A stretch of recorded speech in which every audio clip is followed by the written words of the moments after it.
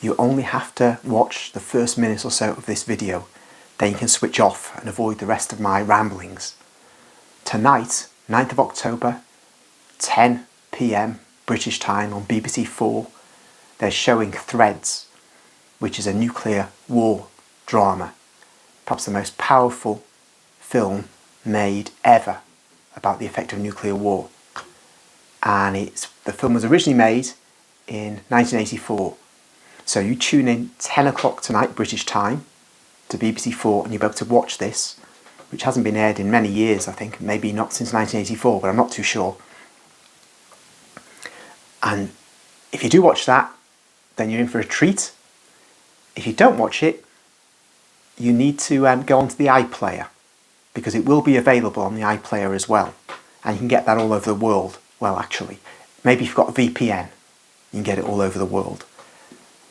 But it's worth watching. So why am I saying this? Well, a bit personal in some ways. I wasn't in it as an extra or anything, but I was my university was Sheffield University, and this catastrophe takes place in Sheffield. And after I'd left Sheffield University, I'm still kind of pining for the place. And this film comes on, and you just think, my gosh, it brings it home. It's very real for now, very, very real. We have, by the way, yeah, I mean, when I talk politics, some complain at times. That's okay. I'm not bothered. I think sometimes people are not happy that I'm not so philo-Semitic, but that's the way it goes. One stands on the Catholic faith and nothing else.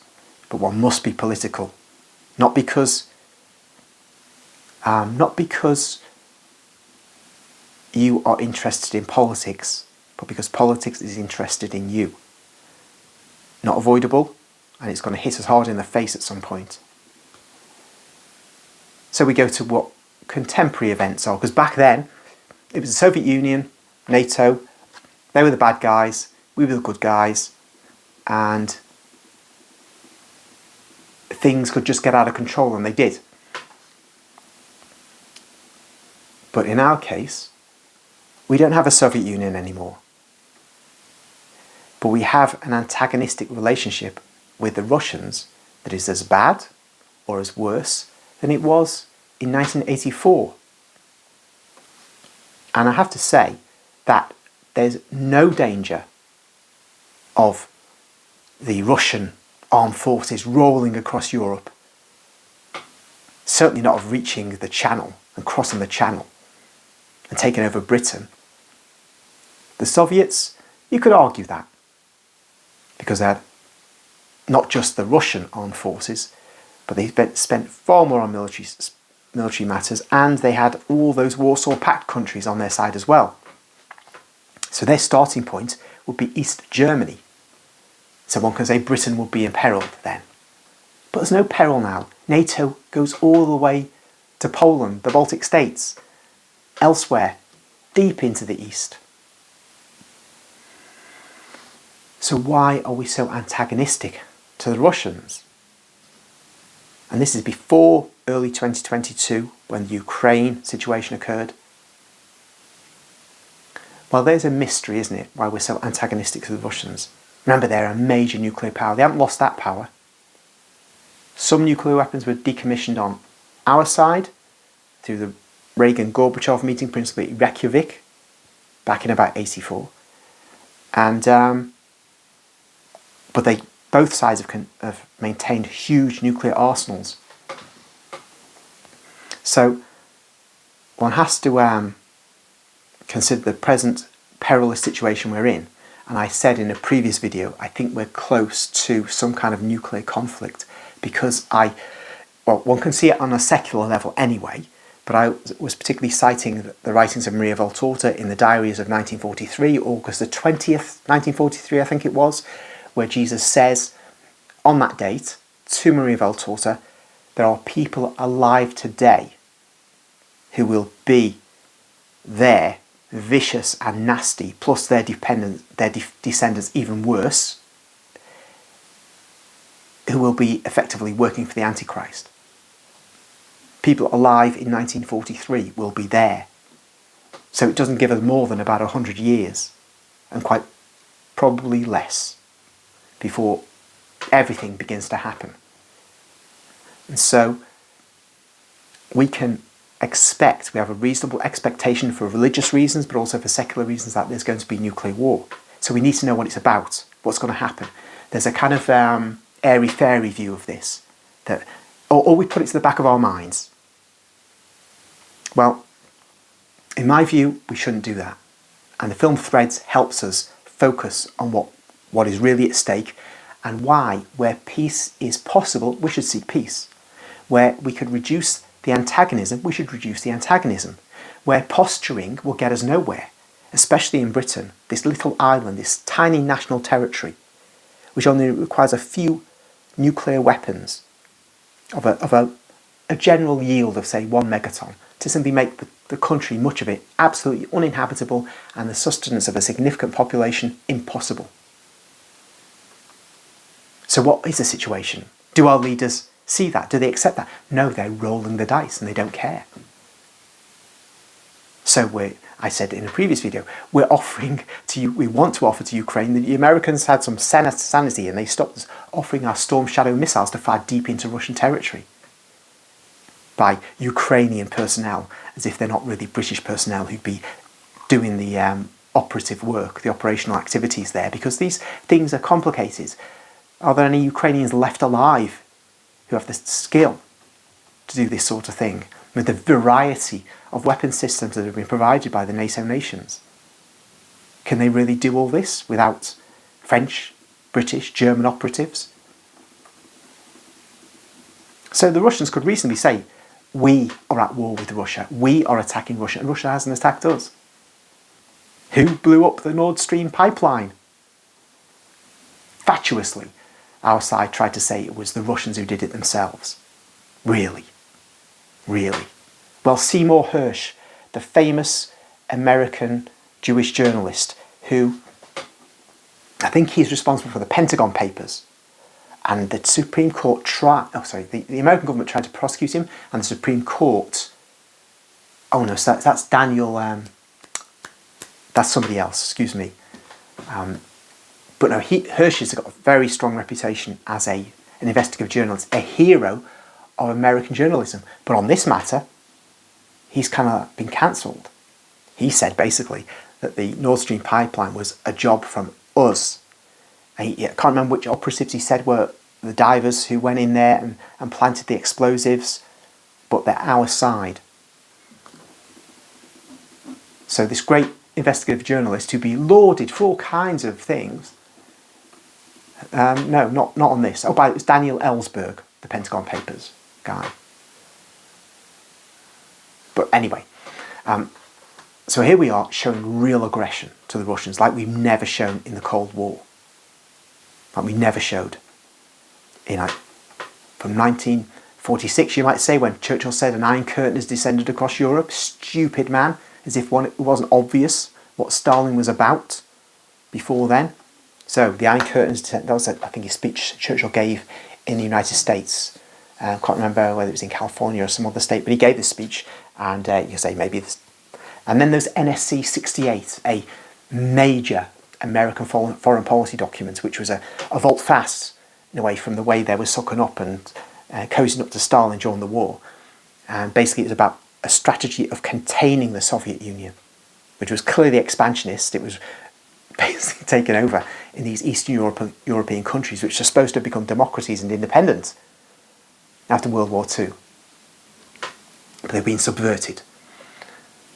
So we have NSC 68, change of heart by the Western powers, and from 1946, say, through to 1989, when the Warsaw Pact collapses, because I think you start with Hungary getting a rebellion.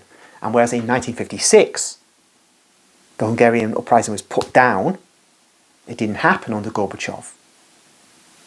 But that's because John Paul II incompletely, imperfectly responded to the Blessed Mother's request for the consecration of Russia to the Immaculate Heart of Mary.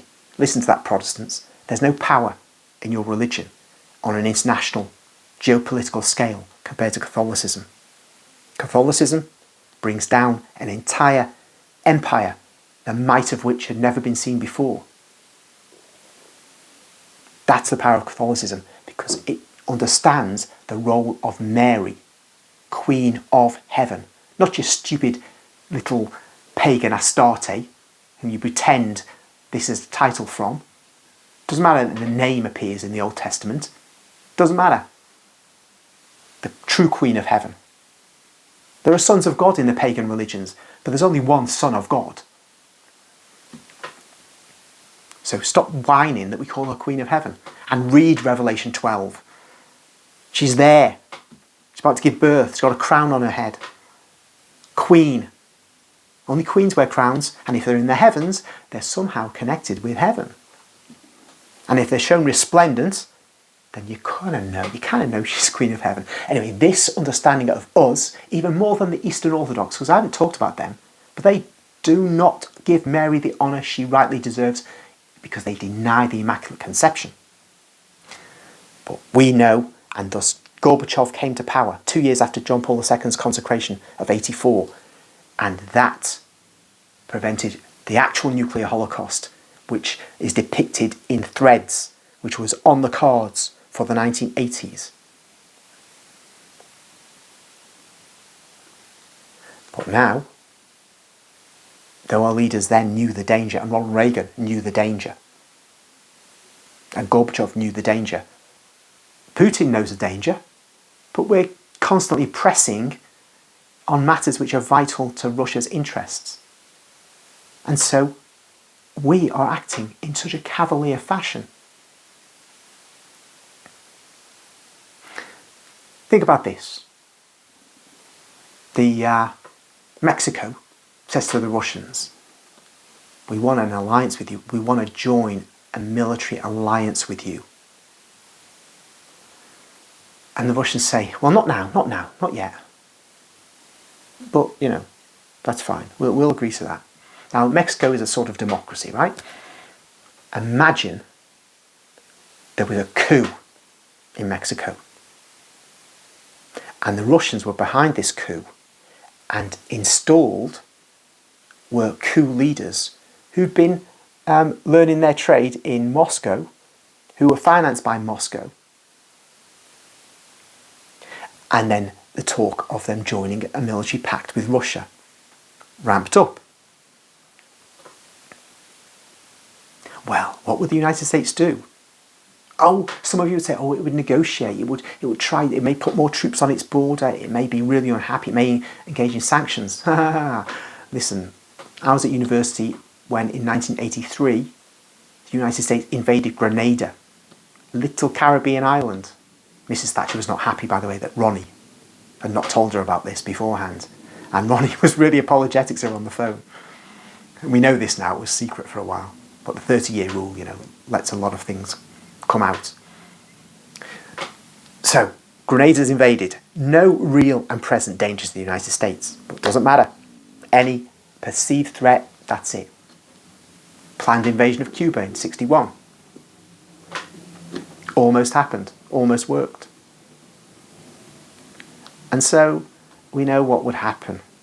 The United States would not for 1 minute put up with Mexico cozying up to the Russians and having a prospective military alliance with Russia so that Russian troops, Russian missile systems could be on the border of the United States, the southern border of the United States.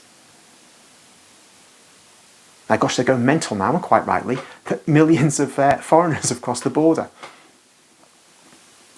Just as we go mental over vast numbers coming across the water, but actually the big thing is coming in legally through this wretched university system that insists that they must have money and they get it from foreign students.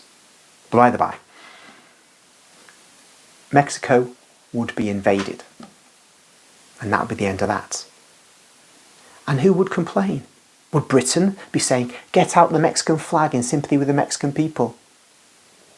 Would the French be saying that, or the Germans? Of course not. Would the media be saying, this is terrible, this is terrible? The British media? No. None of the European media. There's something called Operation Mockingbird, which put CIA assets in the media, or at least had an arrangement whereby media, ostensibly free media, would actually parrot the CIA line, the United States government line, whatever it wanted to be. These media are not to be trusted.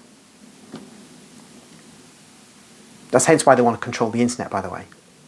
Because there are assets online, but they're not by any means all of those who speak about what's going on in the world.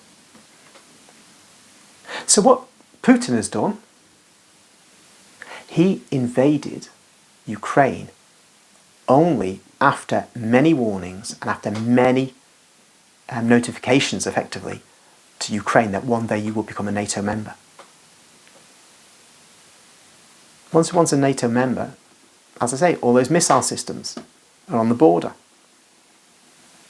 And NATO is a classic route through which armies have gone to attack Russia. Napoleon did this. Adolf Hitler did this. By the way, for which I'm grateful. And I must do a video, perhaps I could put the most controversial video title that could get away with it on YouTube without being cancelled. But that's for another day. So Ukraine is a Russian vital interest. There didn't have to be war. But we instigated a coup against their elected president, Yanukovych, in 2014. Much bloodshed. For which nobody's been called to account. Because they're on our side. War crimes are only ever done by the enemy, by the way. You should learn that lesson from the Nuremberg war crimes trials. We're the good guys, if you think Nuremberg and we're good guys, Nuremberg war crimes trials, I think they're condemned by Felix Frankfurter, I think, who was the US Supreme Court. And this all come from memory because, as usual, poor preparation. But I know this. You had the chief Soviet judge there presiding over some of these trials. This guy was the guy who did Stalin's show trials in the 1930s. Can't make it up, can you? That's what we're like, though. This is the sort of thing that's never emphasised in our programmes on TV about history. And people don't get the history from books, they get it from the television. That's why it's so dangerous. Especially young people. So, Putin basically decides Russia's vital interests are at stake, but he does nothing in 2014. The United States would have been straight in there, make no mistake. And Britain, in its great days of gunboat diplomacy, Lord Palmerston would be sending gunboats up the river, up the Ganges, up the Niger, or whatever it was, to do what needed to be done to reassert British power. I don't want to be hitting at the Americans all the time. But he waited. And the Russians, the ethnic Russians in Ukraine, were progressively more and more brutalised by the Kiev regime. Oh, and by the way, we had stirred it up already previously. We tried it in Georgia. Saakashvili, who's regarded as a really good guy in the West. He had a go at, I think, taking, South Ossetia? Which was basically, it was peaceful, but he pushed because we were behind him. And that really was a disaster for Georgia. Russians took full control of that place. See, this is egging people on. In 1956, I mentioned Hungary and the suppression by the Soviet Union of that revolt, and the subsequent suppression of a revolt in Czechoslovakia in 1968. In 1956, Eisenhower did not say, okay, we're going to send in US troops. He basically said, look, this is the way it goes. We can't help you guys. Because Eisenhower knew, thank heaven, at least you have an actual war leader, somebody who knows about war in the White House.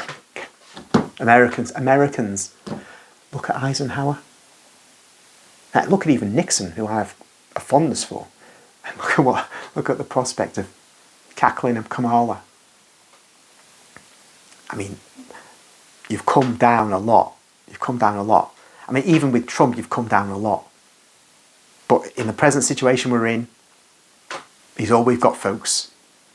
Hold on to him, because he's all we've got. The days of Eisenhower and the genius Nixon, with all their faults, they're gone. Hopefully not for long, but there's no prospect of something better coming along when you look at the American political scene, and we won't start yet talking about the British political scene. So our man, Eisenhower, he's sensible. No matter what you do, if a man is in power who's sensible, then you will know he will do the right thing in real politic terms, not in moral terms, not fluffy ideas about human rights and so on. I'm sorry, at that level, you don't think that way because you get into trouble. And politicians never do. They use terms like human rights. They even, will talk about God. It's all baloney. You want to see him acting realistically. So Eisenhower would not help the Ukrainians because he knew it might lead to nuclear war. Similarly, in the 1948 Berlin blockade by Stalin, we didn't wage war on the Soviet Union. I've said before, in 1945 we should have rearmed the Germans, took command and gone straight after the Soviets. Put an end to the Soviet Union then.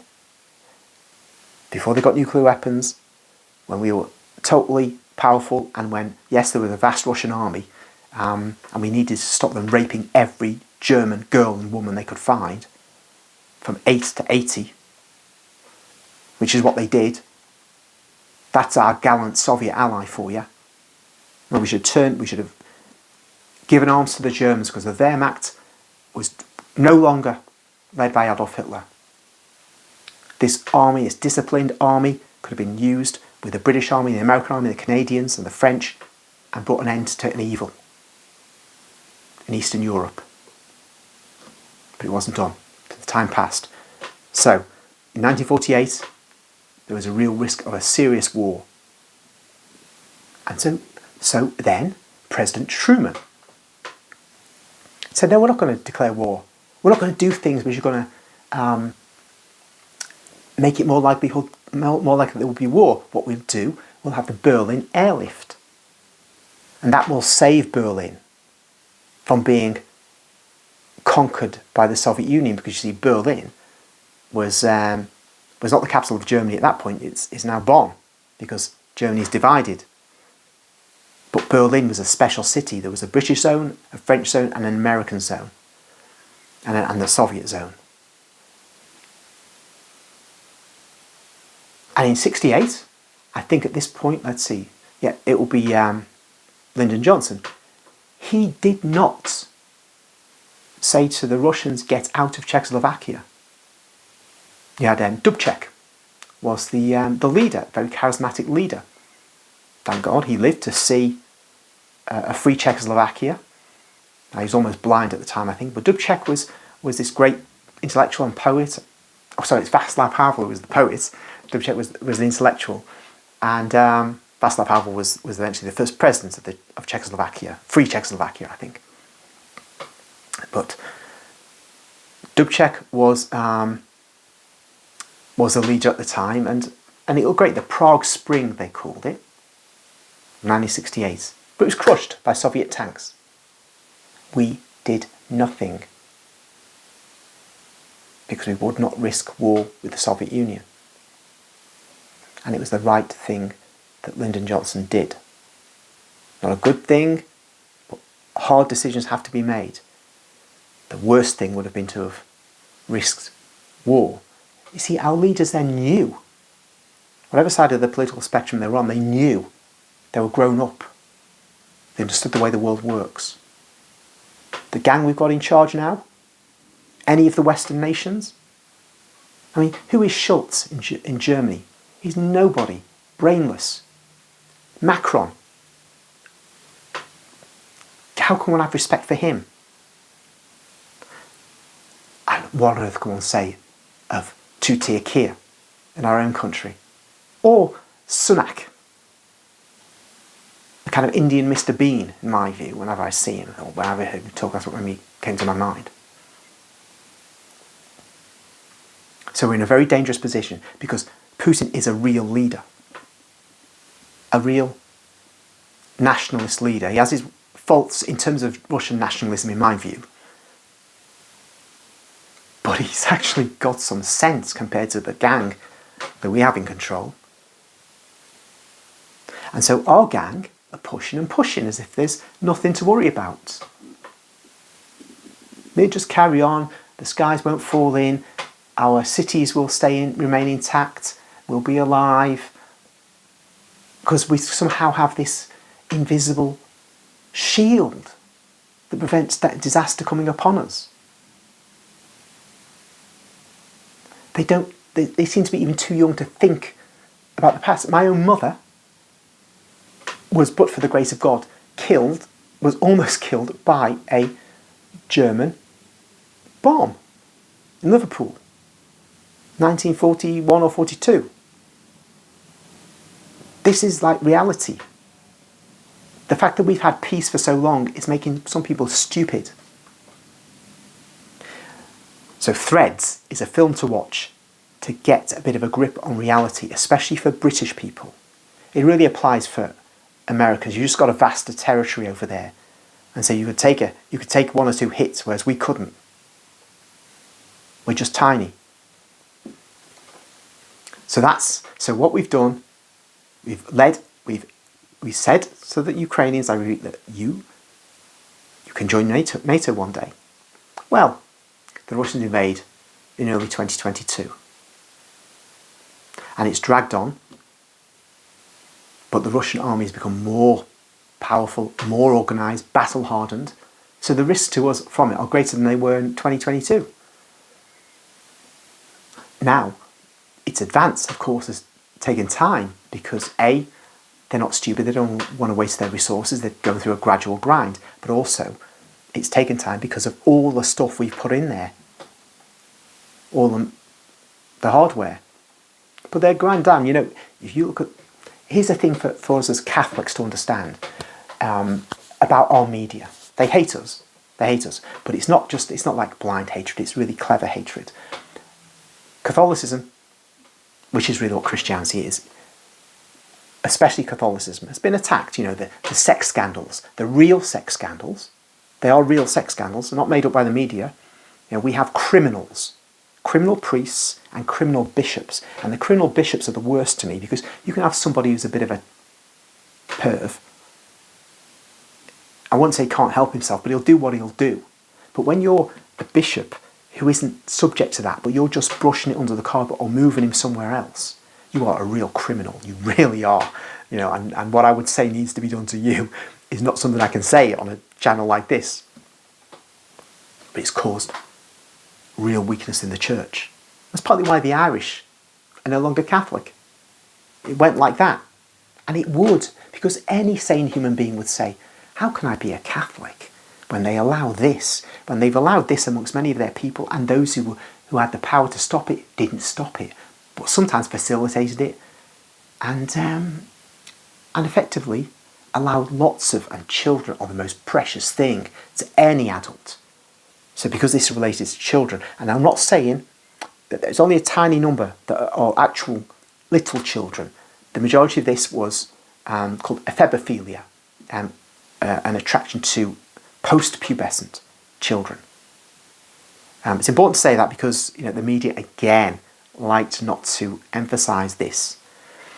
But nonetheless, for a family, you can't accept this kind of stuff. So they're going to leave the Catholic Church in droves. This is a self-inflicted wound. And so I wouldn't criticise a person. And by the way, if you talk about ordinary Catholics now, ordinary Catholics, ordinary people don't read the Bible. Ordinary Protestant Christians don't read the Bible. Sorry to disillusion you about this. They don't read the Bible. They go to their church. If they go to church, listen to what their pastor says, and that's that. And it has a kind of superficial aspect to their life. Same with Catholics, most Catholics. We wish it were different, but it isn't.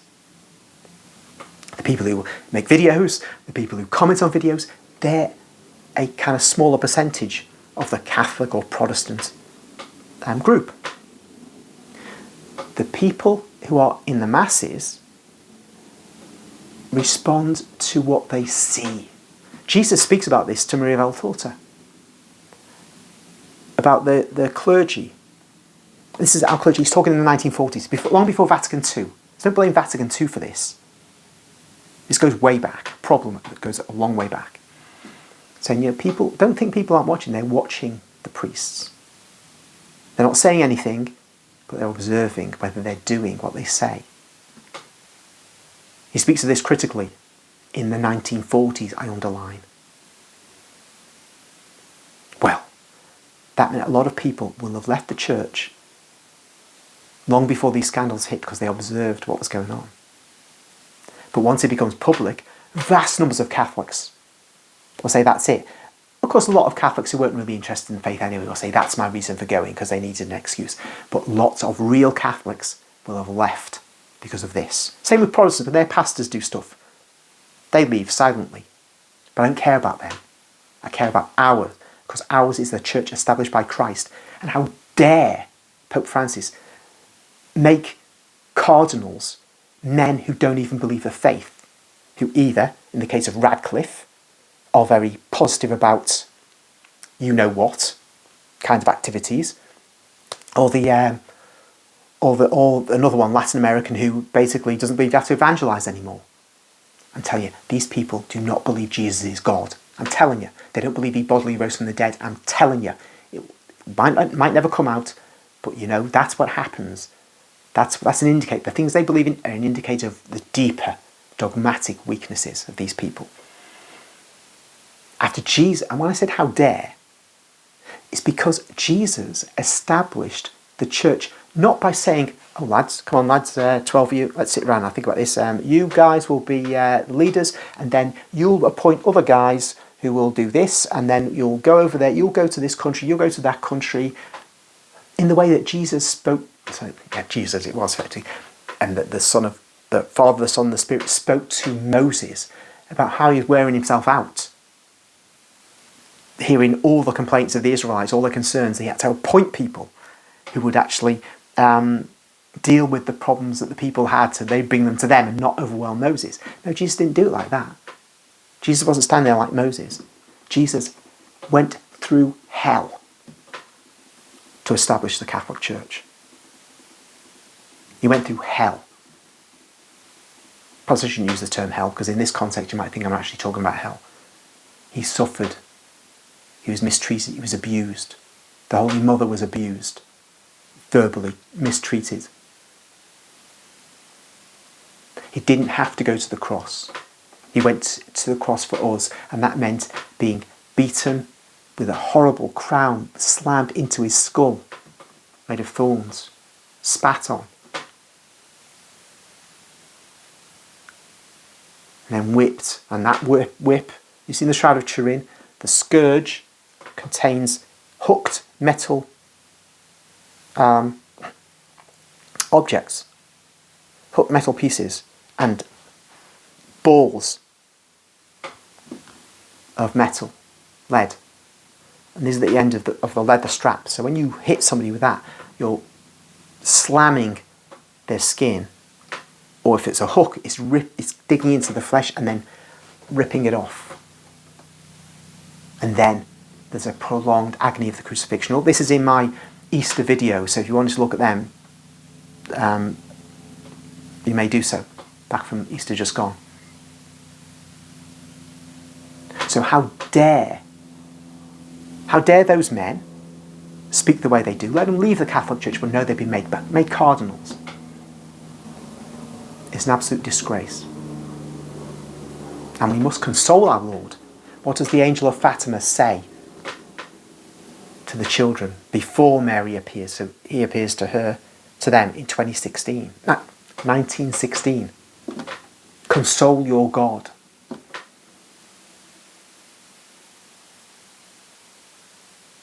We cause Jesus to suffer even more.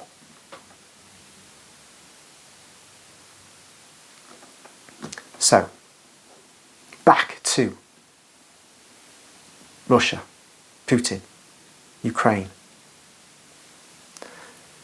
The sooner this Kiev regime is gone, ideally through an internal removal, the better. Because when there's an internal removal by sensible people who will say, look, we are in such a position that we have to be neutral with respect to Russia, with respect to NATO, then the weapon supplies will stop from the United States and our lunatics in London. And then peace can break out. Peace of a ruined country. Now, I don't think there'll be a nice removal of this regime. Its head and his fellow leaders. I think the Ukrainian people, seeing what has been done to them, what has been done to their country, will, once the police state is ended because the war stops, they'll be looking for those men. And it will not be pretty. And so most of those men will leave Ukraine and they'll go somewhere else. What will happen then, I don't know. Because revenge often has a long arm. But you know they'll leave behind, with all the money they've stashed, they'll have with them, they'll leave behind a country where vast numbers of the men are dead or maimed, where women are widows or dead or maimed, where children are orphans, if not dead, and possibly maimed. A broken country. For nothing except NATO's power play. And I want the Ukrainian people to bring about peace for themselves. But if they don't, maybe cackling Kamala, I hope this wouldn't apply to Trump. I think he's sensible. And in fact, she said he would give up on Ukraine. And I get the indication he would, because he knows he's a deal maker. Peace is the deal to make. And there's no benefit to either side in a possible transaction of war continuing. But Kamala is just an empty vessel for the desires of what used to be called neocons. Go and research their ethnicity for yourselves. These guys, they'll put through her the policies they want, and out the other end will come the policy, and that's continued war. So I hope she's not the one who wins, for that and various reasons. That's the most important reason, actually. Nothing more important than avoiding nuclear war. But if the Americans eventually say to the Brits, oh yeah, go on, give them the Storm Shadow missiles, it won't be just Sheffield that goes up in smoke. Sheffield, as depicted in Threads, will be one of several British cities that will go up in smoke. It'll be the end of Britain. And if you want to see how unpretty a sight that is, then you watch Threads tonight. And the point is, we must continue to pray. Pray to the Virgin. Listen, Protestants, this is what I'm saying to my fellow Catholics, because it's Mary who effected the avoidance of nuclear destruction in the 1980s. All your Bible prayers availed you nothing. Pray, Catholics, to Mary to stop this madness. But they don't have to be pro-Russia, pro-Putin, in the way I so obviously in many ways am. Not in all ways, because I don't think it was a great patriotic war. These people should be looking at the bad things they did in that war. As I said, the mass rape of German women. By the way, our side, we put in we allowed the French to bring Muslims, Moroccans, into Italy. And they engaged in mass rape of Italian girls and women. These Red Army soldiers often were Muslim, from Muslim lands. In 1945, by the way. Just as the Muslims were in Italy, scandalously brought by the French onto European soil. And they engaged in the same thing as these other guys did. And in fact, there's a film by the delightful Sophie Loren, starring the delightful Sophie Loren. I saw only a clip of it. which talks about this. Absolute scandal. But that just, talk about that with the Russians triggered me to think about the Italy. But we have criminals too, basically. So that means that much of the Allies were just criminals. We can't say that. We don't say that. Oh yeah, we can say that. There's one aspect of World War II we can't say. As Bishop Williamson of the SSPX, Society of St. Pius X. I'll say no more. So we have the Russians engaging in acts which are evil, heinous. I've mentioned briefly before the Katyn massacre. But they won't apologise for that. And that's one of Putin's big faults. So, don't be for either one or the other. I'm happy with that. But we need to pray to Mary for her to stop this. And the Protestants say immediately, she has no power to this. Yes, she's been delegated power by Jesus. That's why Russia has to be consecrated to the Immaculate Heart of Mary. Specifically, the Immaculate Heart of Mary is not the Sacred Heart of Jesus. That was not the request of heaven.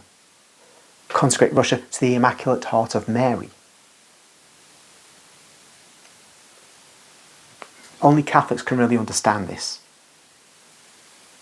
Since the Eastern Orthodox don't believe in the Immaculate Conception, there's no Immaculate Heart of Mary. I don't care what they think. Schismatics. If they're Eastern Orthodox listening, I'm sorry to upset, but there's too many nasty Eastern Orthodox online. And I started off with a very positive attitude towards Eastern Orthodoxy, brothers and all that kind of stuff from years ago. But over the years, I've seen what really is going on. So, can't give quarter, and if you have to kind of disengage, unsubscribe, then you have to do it. But there are videos to be made about Orthodoxy, I'm afraid, in due course. But I think it might be a long time because I've got such a backlog of things to do. So, all this, threads, tonight, 10 p.m, BBC4, or on iPlayer. Oh yeah, a woman grumbled to me in a comment when I said I watch television. When I said I have a television. She said, I'm surprised you have a television. Fair enough, I understand why. I understand why people say that, because television is full of filth. It's a transmission belt of filth. It's like, you look at the sewer pipe where all the sewage goes out into the river. That's what TV is, a big sewage pipe on your front wall, pouring this filth out into your house.